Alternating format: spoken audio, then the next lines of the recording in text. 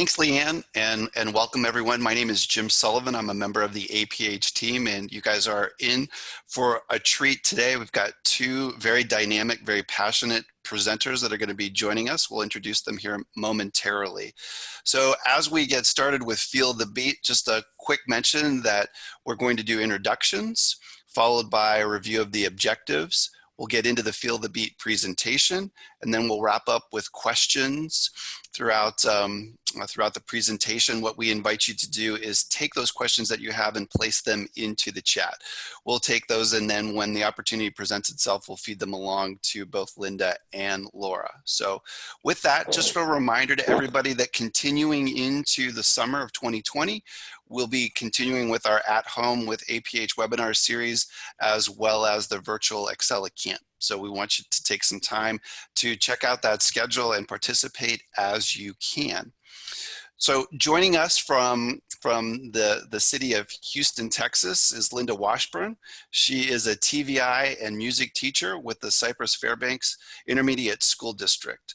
She'll be presenting with you today with the assistance of Laura Zierer, who is a co-worker of Leanne and I. She's with APH, and she is the independent living project leader for APH. And so with that, I'm going to go ahead and stop sharing, and I'm going to turn the presentation over to Linda and to Laura.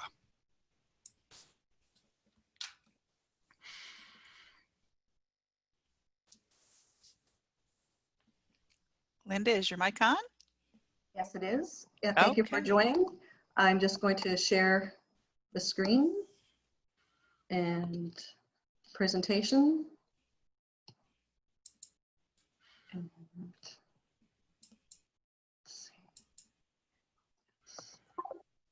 oops, you stopped sharing.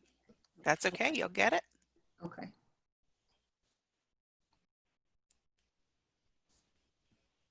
How about now? You have not shared it yet. Okay. Alt S is share screen.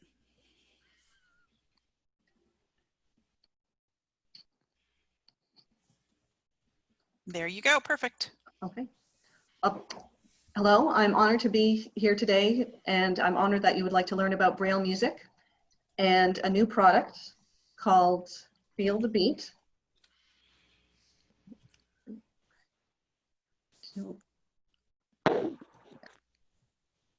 That APH has just developed to help us learn, to help support the teaching of Braille music. Our objectives today are to understand why Braille music should be taught, to be exposed to the basics of the Braille music code, to learn about products you can use to teach Braille music, in addition to Feel the Beat, and to discover resources for how to find or create Braille music. So I'd like to first find out a little bit more about you in addition to those, the polls that you just did. To find out a bit more about you, please indicate on the polls or in the chat about whether you have Braille reading students who are interested in music. And this is not just listening to music, because of course many people are interested in music, listening to music, but learning to play an instrument. And I have placed all three of those. So if you want to read the other two out, Linda. Okay. What about who has Braille reading students who are taking music in school, but and they are learning Braille music? They're taking music in school with Braille music. And then also, who has Braille reading students who are taking music in school but aren't learning Braille music? And those are starting to roll in, so feel free, if you can't access the poll questions, to answer those inside the chat box. We really were looking for kind of yes/no responses. You're welcome to put more information in there if that you feel like sharing, but really we're looking to see what you have right now. So I am going to wait one more second, make sure no other polls are coming in. Nope, so I'm going to end the poll and share those results with you. So what we have is we have 70% say yes, they have a Braille reading student who's interested in music. 68% said they have a Braille reading student who is taking music in school but does not have Braille music. And you are almost half and half. Do you have a Braille reading students who are taking music in school but are not learning Braille music, which actually is higher than I expected.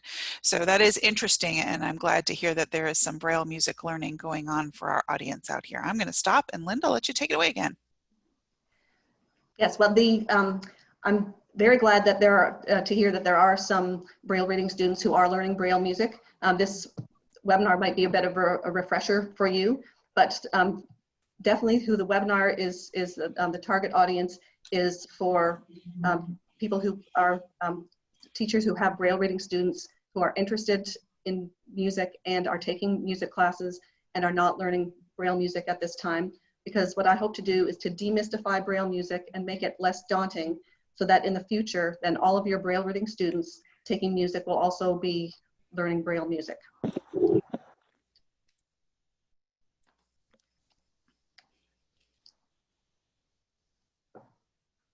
I'm having a lot of trouble going to the next slide, and I really don't know why. Okay. Oh, there it is. Okay. There you go. Yes. So why teach Braille music, and why not just learn by ear? And there's a cartoon of someone literally putting their ear on a piano keyboard. So why teach Braille music? Most importantly is because of literacy.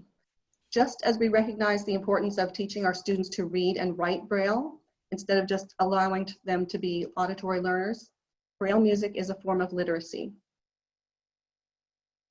Why teach Braille music? It's because of equal access. When sighted students are learning to read music, our Braille reading students should be as well. Accuracy is important because reading music allows musicians to read what the composer intended more accurately than learning by ear. For collaboration, collaboration between Braille reading musicians and their colleagues is facilitated when they're both looking at the same thing. For future study, if our students want to pursue music at post-secondary levels, we are doing them a disservice by not teaching them this fundamental skill. And then also for composition. If our students write music that they create, they need to know how to notate it, and Braille music is the most accurate way to do that. Now, what are some barriers to teaching Braille music? Time, that's the biggest one.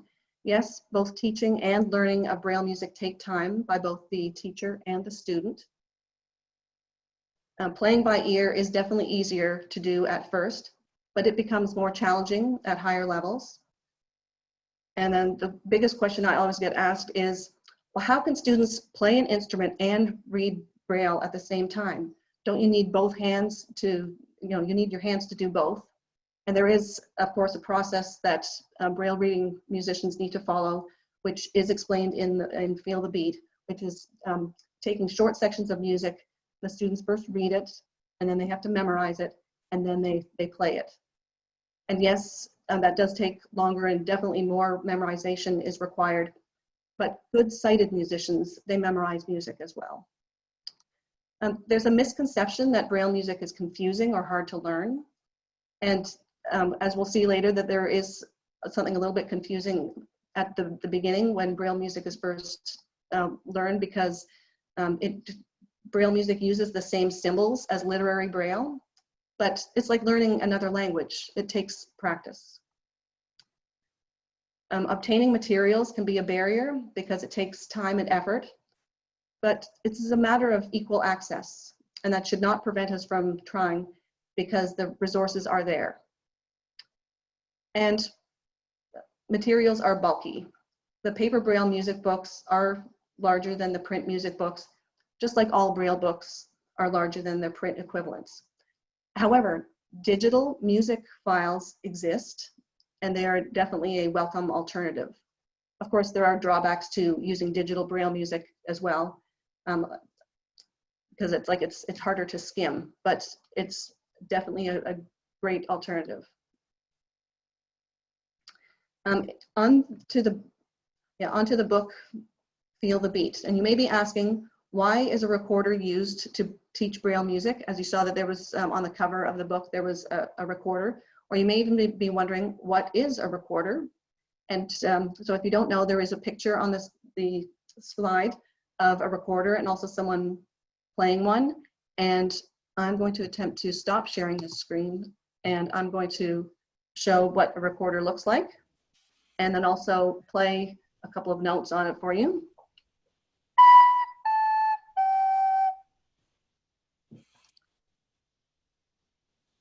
So it's long, cylindrical, almost flute-shaped if you know flute, but goes downward like a clarinet. Yes, that's a good description of it. Thank you. So why a recorder is used is because a recorder is easy to learn and it's easy to get a sound out of, that's perfect for beginner musicians. A recorder is widely used to teach music in elementary schools, at least in North America. A recorder uses a small range of notes, just 15 or so, which, unlike a piano, which has 88 keys. And there are more details about that on page 3.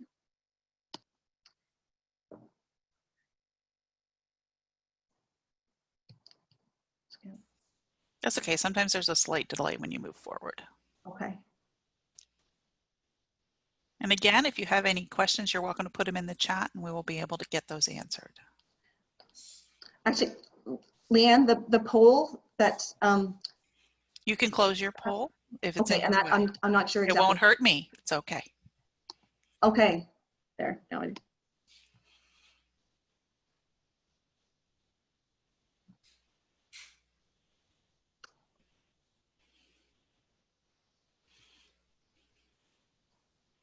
There you go.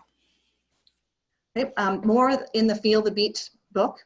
It also tells when to teach Braille music, prerequisites for student and teacher, information for the music teacher who doesn't know Braille, information for the Braille teacher who doesn't know music.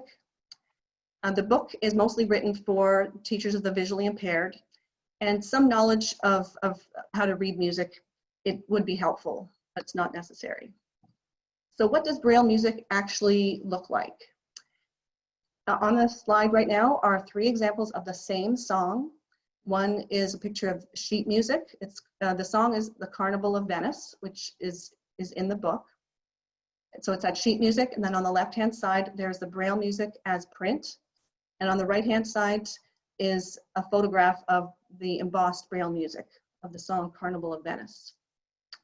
And then we also have some slides of what the song looks like in the book itself. So this first slide is from the teacher's edition of the music book. So this is the teacher's edition of what the student book looks like. And notice that the print music is on one half of the page, and the Braille music as print is conveniently located on the facing page.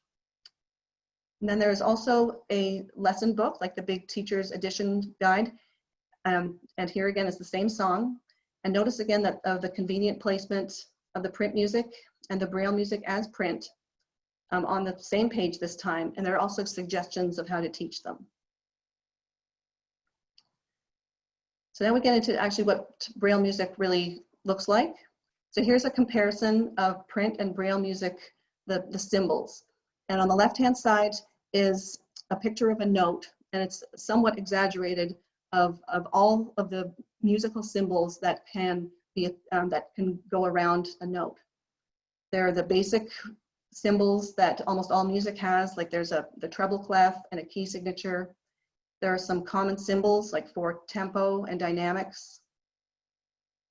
There are some lesser known symbols, lesser used ones like the fermata and the accent. And then there are also ones that are specifically for strings, which are the up bow and the mute. And then there's some other ones on there that I'm not mentioning, but there are just so many of them. But notice where these marks are located. They're all around the note. They come before the note, there's some after the note, they're above the note, they're below the note. And of course in Braille, you can't do that because in Braille, everything needs to be linear. There's a very specific order in the Braille music code about where all of these symbols go. And a very watered down version of it is on there's a list on the right side of the page. Before the note, before the Braille music note, come things that you need to know before you play a note. For example, any expressions that you need to include when you're playing it, like an accent or staccato, accidentals like a sharp, flat, or natural, and an octave mark. And there will be a bit more on octave marks later. These are very important. And then in Braille music, you'd have all those symbols before it if they need it. Then comes the note itself. And then after the note come things that the symbols that you need to know after you play the note. For example, the dot, or fermata or pause, which is how long to hold the note for. And also slurs or ties, which is how to join it to the next note. Some other comparisons of print and Braille music. In print music, there are bars or measures. That's how music goes along. And the bars are separated by bar lines. But in Braille music, those are indicated by a space. So a space separates the bars from each other. In print music, notes are printed on a staff, which is the 5 horizontal lines, and that notes that their placement on notes placement on the staff, that indicates how high or low to play a note. But in Braille music, there is no staff. How high or low you play a note, that's indicated by octave marks. The same thing for clefs, the treble or bass clefs or other ones. There are no such things as that in Braille music. Those are where to play, like which clef to play in, that's indicated by octave marks. And then notes and rests. There's a picture of what they look like. Many of them look like in print music, and that is what the Braille music code is used for. The Braille music notes, how they are built. The pitch name, A through G, those are all shown in the top part of a cell. They use dots 1, 2, 4, and 5. And then the rhythmic value or the duration of the note, whether it's an eighth note, whole note, half note, quarter note, those are shown in dots 3 and 6. The notes will have literary equivalents, but the most important advice when teaching Braille music, and what's written throughout the Feel the Beat book, is to not refer to literary equivalents when teaching Braille music. That is what will make it confusing. It's that you have to treat Braille music as a separate language or a separate code, because that is what it is. Here is a chart of the Braille music notes. And yes, there are 28 notes. There is a note for every letter name, but then also there's a separate symbol for each rhythmic value in addition to with the name of each note. Notice that the eighth notes, those are the building blocks, that those use only the top dots, like dots 1, 2, 4, and 5. And then the rest of the note values are built on the eighth note. So if you look just down the column of B, there's the regular eighth note B, and then the quarter note is the same symbol as the eighth note plus a dot 6. The half note is the same as the eighth note, except it's got a dot 3. And then the whole note, it takes the foundation of the eighth note, but it has dots 3 and 6. What can be confusing, of course, at the beginning is that the eighth notes, they all seem to be off by just one letter.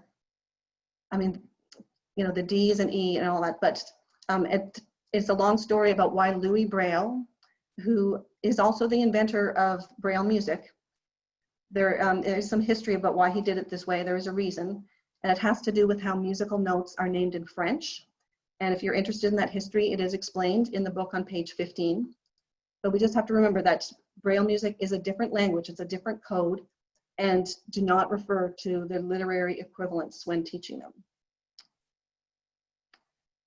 So now I hope we're going to do what I hope is a little bit fun for you, which is what we're going to try to play, read Braille music and then play it. So the first song after a bit of measure counting practice is called A Song for B. And you only need 3 notes. They are the quarter note B, half note B, and whole note B.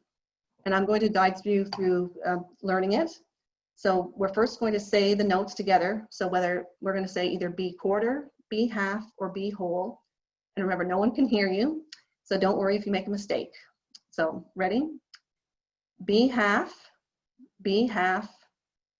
space.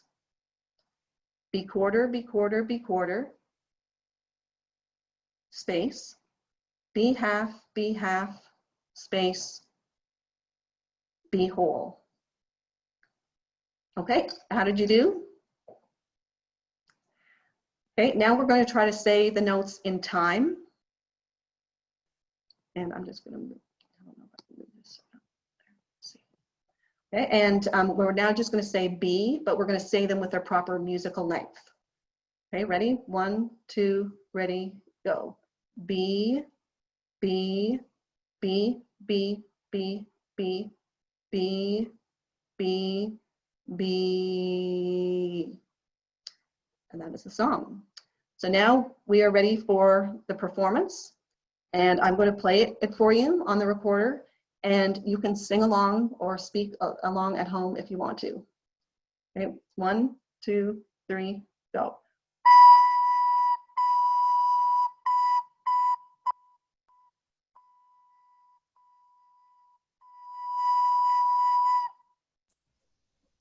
So. Okay. And do realize when it cuts out, it's because Zoom does not like music for some reason, but we heard most of it.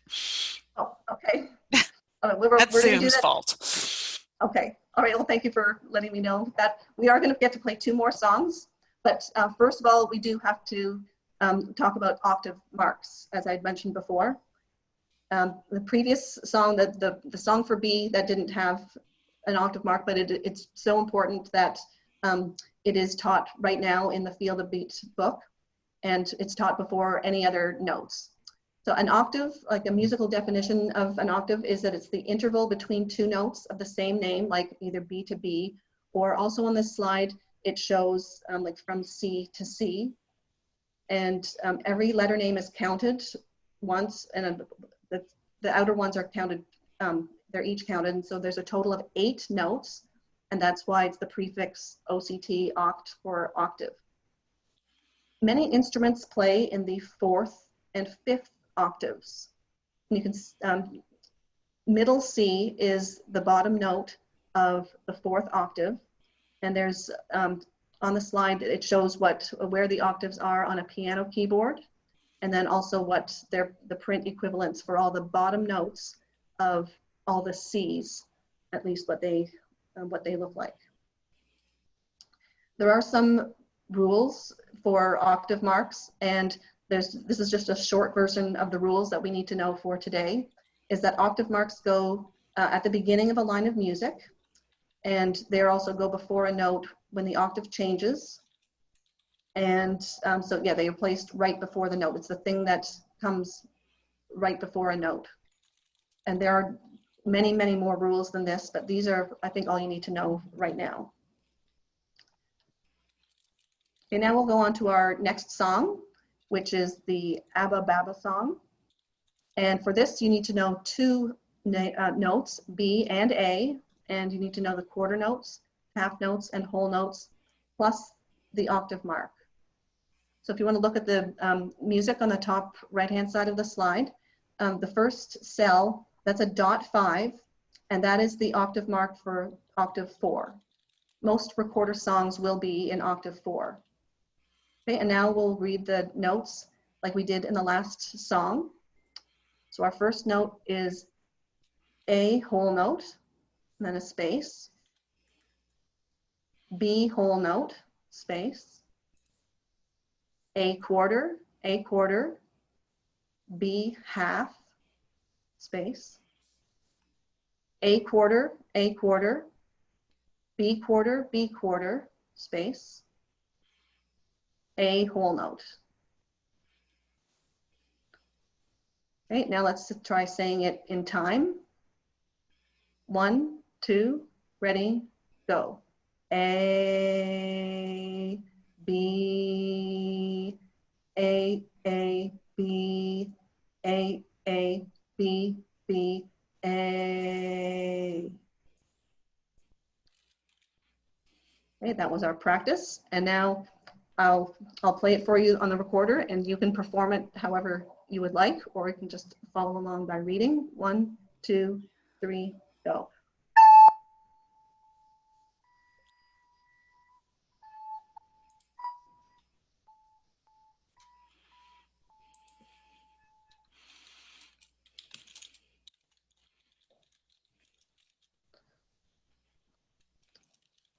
We have one more song, and this one is going to be a mystery.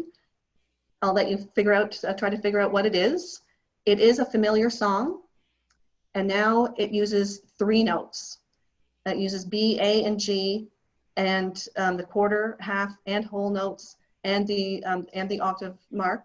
It doesn't actually use every single, like all of those 9 symbols, so it uses a few of them. And so I'll just let you kind of look at the music bit and try to figure out what some of the notes are, and then we'll say it again together. So the first symbol is the octave sign for the 4th octave. Okay, and then we've got B half, A half, space, G whole, space. B half, A half, space, G whole, space. G quarter, G quarter, G quarter, G quarter, space. A quarter, A quarter, A quarter, A quarter, space. B half, A half, space, G whole. Okay, now let's practice it in time by just saying the letter names. 1, 2, ready, go. B, A, G, B, A, G, G, G, G, G, A, B, A, G. Some people might already have figured out what song it is, but let us perform it together. 1, 2, ready, go.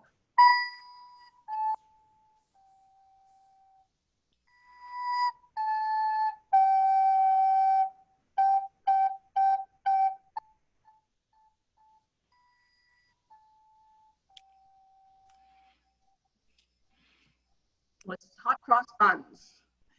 Zoom doesn't like how loud it is. I think that's part of it. When it gets really loud, it makes it go down. Okay. Oh, sorry. That is hot cross buns. Well, that is the end of our musical performance. So now other musical concepts, and as they're presented in Feel the Beat, which the order that they're presented in the book is like I did. It's very appropriate from the perspective of musical pedagogy. First of all, there's the double bar line, which means that's the end of the song. Next, introduced are time signatures, like 4/4 time, how many notes there are in a beat. Then there are key signatures, about how many sharps or flats there are in a song. Repeat signs, dotted notes, like how long you hold a note for. Rests, and then also ties and slurs. And that is what's taught in the book. There are, of course, many more symbols, as you saw earlier, like fermatas, accents, and so on. But the symbols and concepts that are covered in Feel the Beat, those to me seem to be what mostly are taught in elementary school music. And it provides an excellent foundation for further study. So products to teach Braille music, of course, Feel the Beat, available for $75. And I really think that this is, as a Braille teacher and a music teacher, this is an excellent resource, mostly because there's nothing else like it available. But here are some other reasons why. It is available on quota funds. It uses some already familiar tunes, as you saw, like Hot Cross Buns and many others. It includes a detailed teacher's guide with lessons.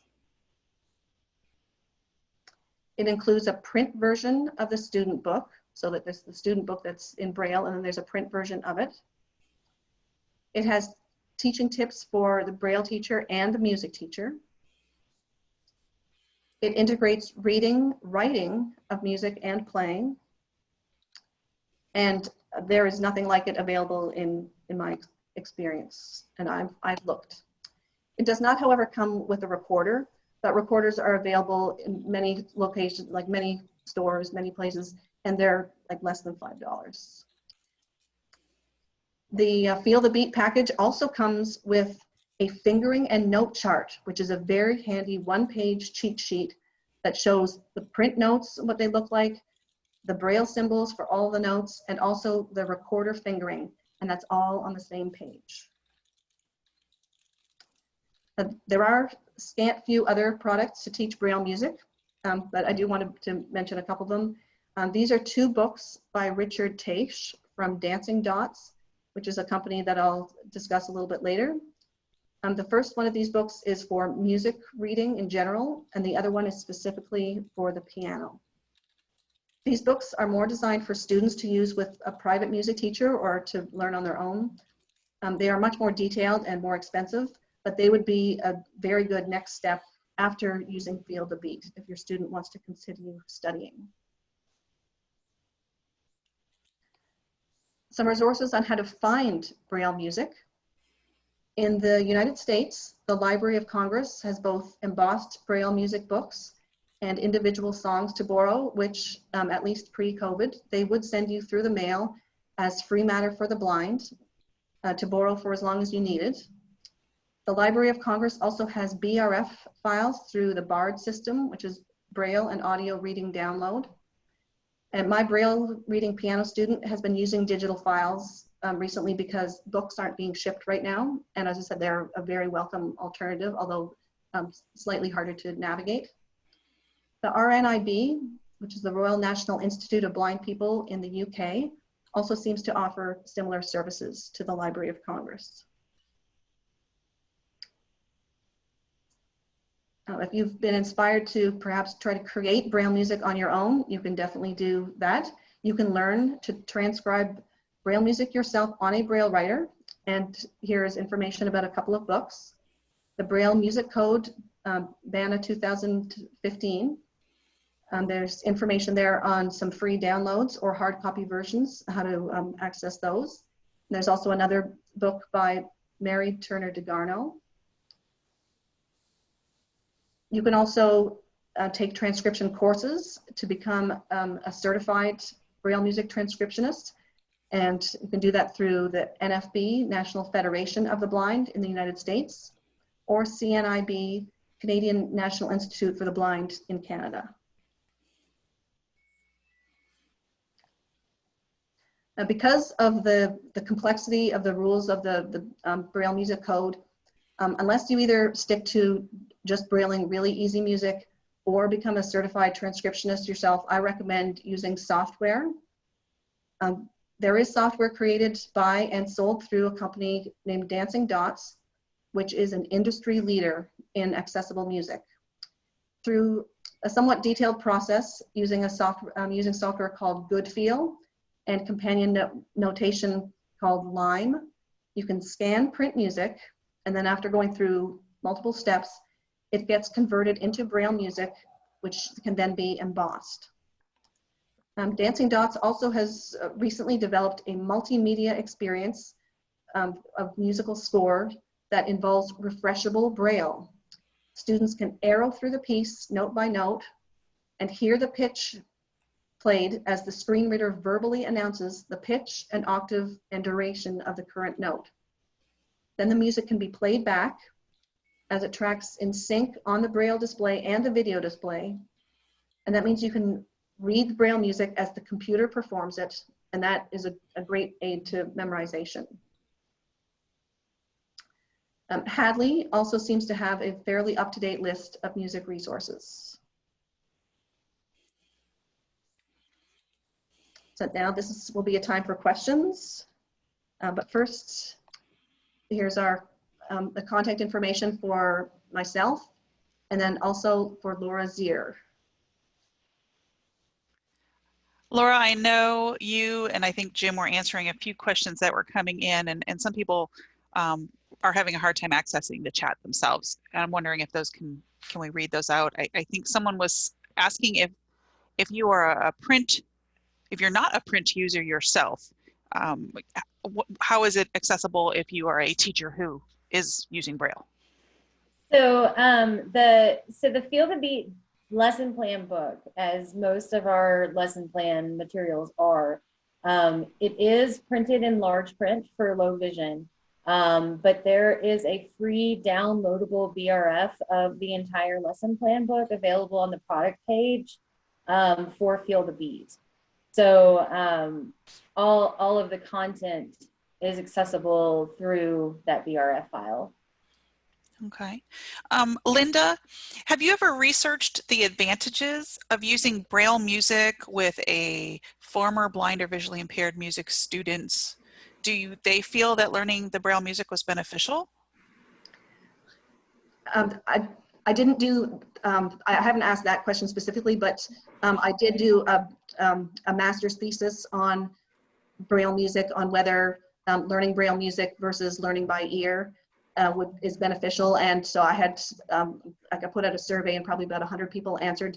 And people who are, there were some musicians who are blind, some who learned Braille music kind of later and not, and they said that absolutely that, yes, it was definitely helpful, because especially as you get into more difficult music, I mean, how else are you going to know what the composer intended? I mean, how else can you do further study? How else can you write music? And so, yes, learning it is definitely helpful. I'd like to add to that, if I could, Leanne. Yes, go for it. So the author of this content, Chris Short, she has done some post-learning interviews with some of her students, and actually the one student that she had that really encouraged her to create this material, she got a college scholarship for her participation in band, and she attributes her success in music to Chris's teaching of the music Braille code. Okay. If I can add to just a little bit more to the story, that I was inspired to learn Braille music because there was actually a student who graduated from my school district who was going on to, I don't know, maybe Juilliard or the Berkeley School of Music, and he had not been exposed to Braille music, and I was, well, ashamed is maybe too strong of a word, but you know, I was embarrassed that we had not taught that to him. Okay. And Laura and Linda, this is a curriculum. At the moment, it's not an app of any type, correct? No, the scope of this project was never to make it an app. I'm not exactly sure how someone would want this presented in an app, but if you have an idea of how you might want that to look, you're welcome to submit a product idea through our website, and we can look into that.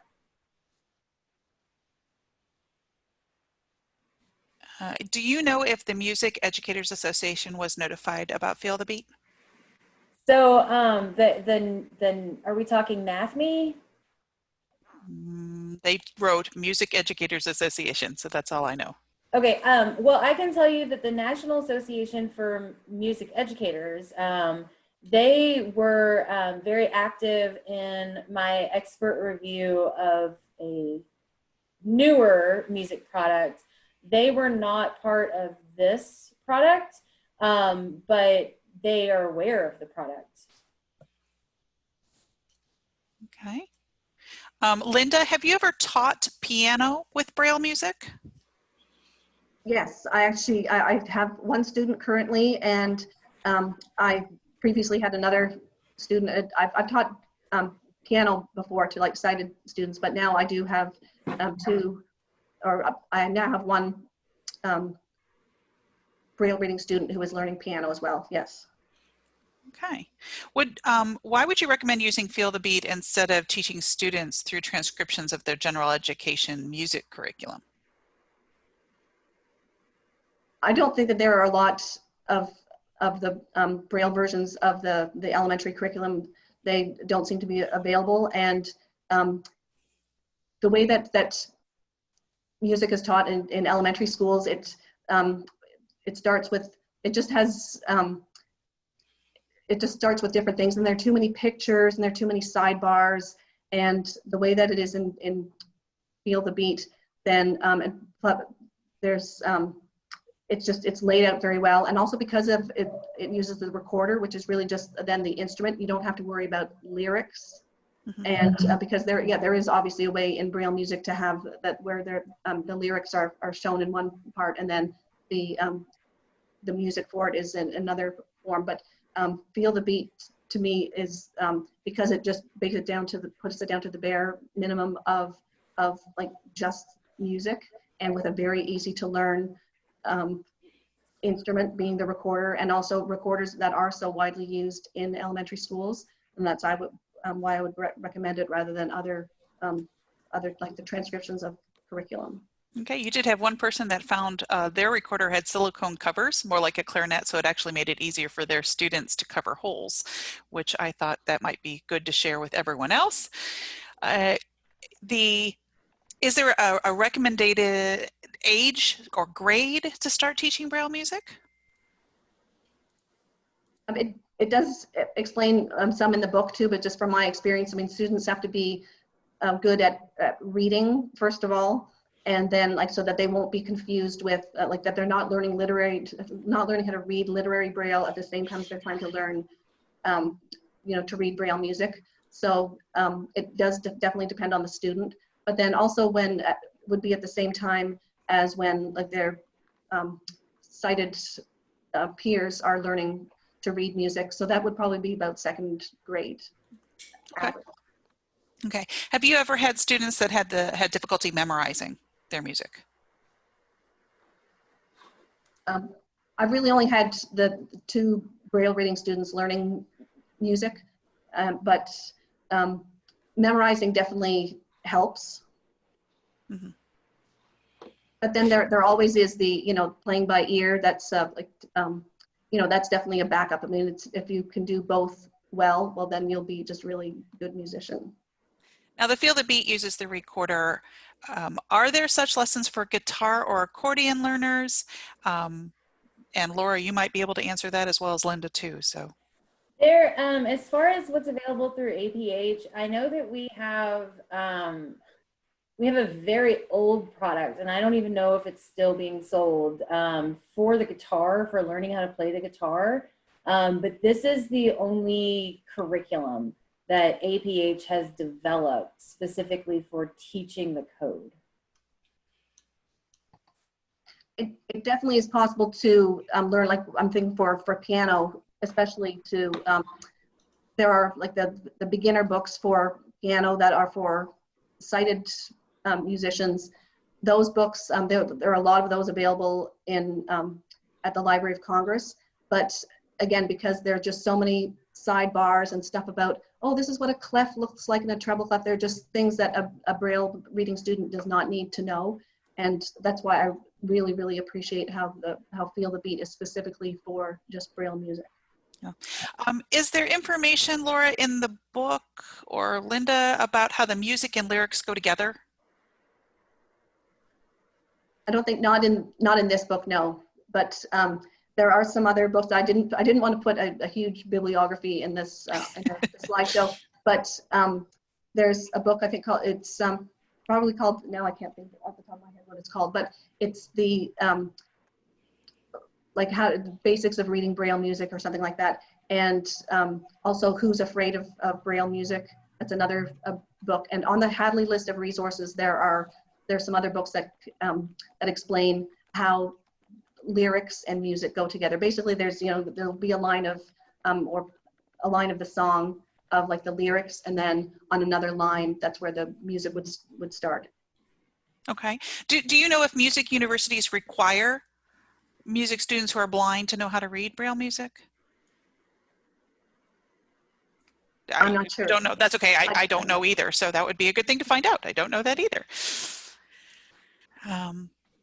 Trying to think. I'm trying to look to see if there's any others. Did you see any I missed in there, Laura?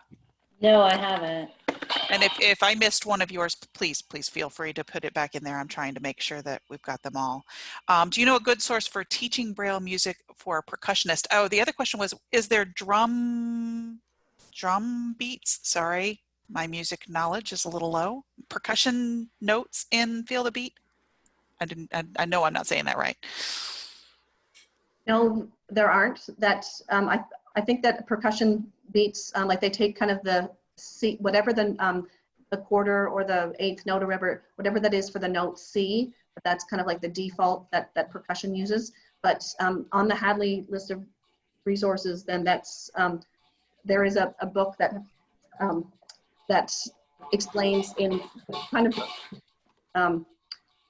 like what percussion and what guitar chords look like and what lyrics and that kind of thing, what they look like. Okay. Do you have any suggestions for a student who plays trombone and needs two hands to play, but also follow their music? I have a thought on that one. Okay. I'm sorry. I'm sorry, Linda. Go for it. So the reason that I'm saying that I have a thought on that one is Chris's student was I don't know that it was a trombone. It may have been a trumpet, but she had set up a music stand upside down and rested her horn in the legs while she read along. But Chris said that if you need two hands, you really have to do that memorization piece to it.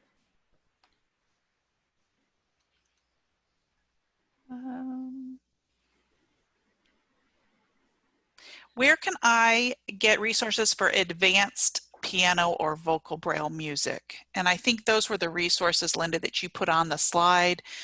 We did send that out with the hour before, and we will also send it out with our follow-up email so that you have the PowerPoint with all the links. I would recommend if they're from the United States, then the Library of Congress has some excellent librarians who are very familiar with how to do a very good search of any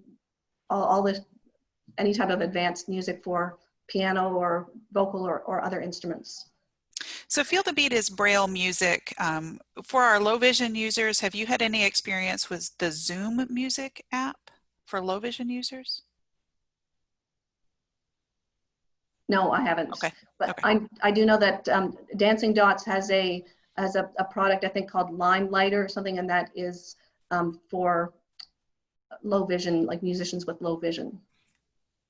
Okay. But I've not heard the other one. So you are welcome to continue writing questions in the chat. Laura and Jim, do you want to share the new information we have just released? Jim, can you hold on just 1 second on that slide? Nope, he didn't. Haha. I wanted to, I'm sure you guys have noticed my face has been looking the other way. I've been looking for a video that Chris had sent to me. And I just wanted to share that with you guys real quick. It's only just a few seconds, but it's going to show you her student that is using one hand to read Braille and one hand to use her instrument. If it has sound, don't forget to hit the little square. Yeah. And while you're getting that, rewind back to where I need to be. You do that, and I'm going to ask Linda a question. Is there a protocol for a Braille reader for a sighted portion of a competition to get a seat in an orchestra? So could you please repeat the question? I think, okay, I'm going to read it, and maybe you'll understand it better than me.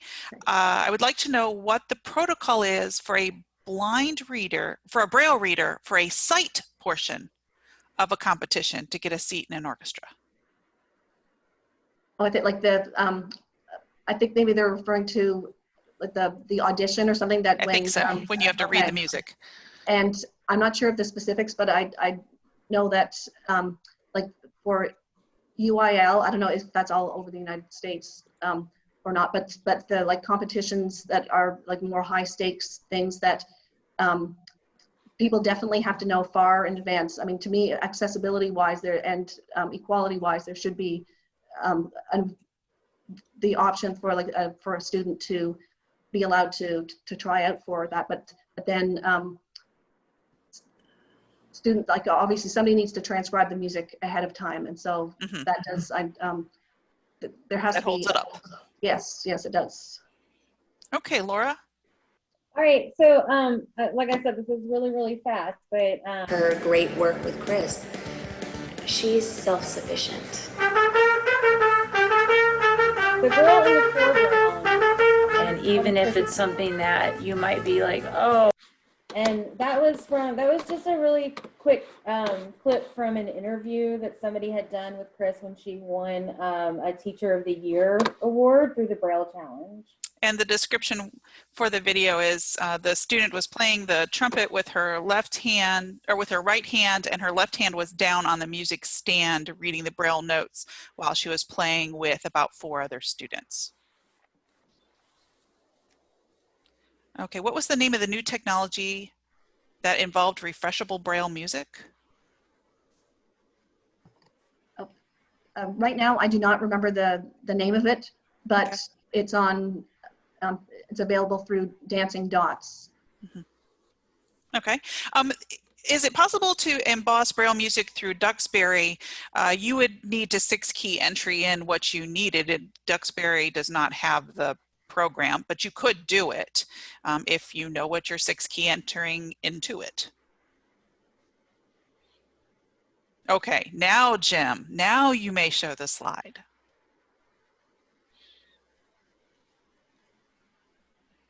There we go. Go for it, Laura. What Jim's got up here right now, we actually just released this product yesterday, which is great timing.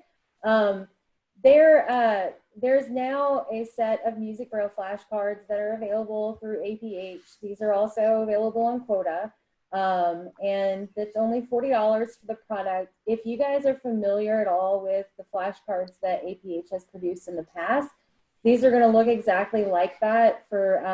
We have some for contractions and some for Dolch words. And these are just, I really created these to kind of complement the curriculum of Feel the Beat, but there are many more advanced terms included in the Music Braille flashcards than there are in the curriculum of Feel the Beat. And the content of these cards is what was reviewed by the National Association for Music Educators. So I feel really confident that we've included what is necessary for the K through 12 population in learning music. Do you know if a quick pick version of Music Braille flashcards is in the works? No. Okay. You have someone wanting one. Okay. There you go. Put in that product idea for us and let us know what you're looking for out there. Yeah. Is there any other questions that we can answer? If not, I will say thank you to both of you. It's been wonderful to be in music. I have someone with their hand raised. I'll see if I can find you real fast. Okay, Carrie, if you press down your space bar, you can ask your question.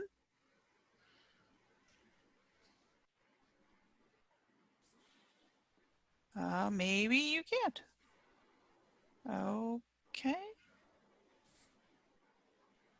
I have someone on the phone, starting number 1562. You can speak. No, they can't. Okay. If you have a question, please put it in the chat. But at the moment, I would like to say thank you so much, Linda and Laura. This has been fabulous. Great to learn about Braille music. And we've had requests for more. So we'll be looking into seeing how we could assist people with learning more about music, Braille, and their students. I want to address just a few questions that I've seen float in. Yes, there's only the one level of Feel the Beat. That was a question that was asked. If there are multiple, I'm guessing you mean like expert levels, mastery levels. It's just the one. So it's really just an introduction. And then yes, the price that I noted for the flashcards is in US dollars. And the quota is obviously just in the United States, the quota funds that are able to be used for that. And I think I hit them all. If I didn't, you guys have my email address, and I really encourage you to reach out to me with any questions you might have. That's why I supplied that for y'all. Okay, thank you all so much. You have a great day.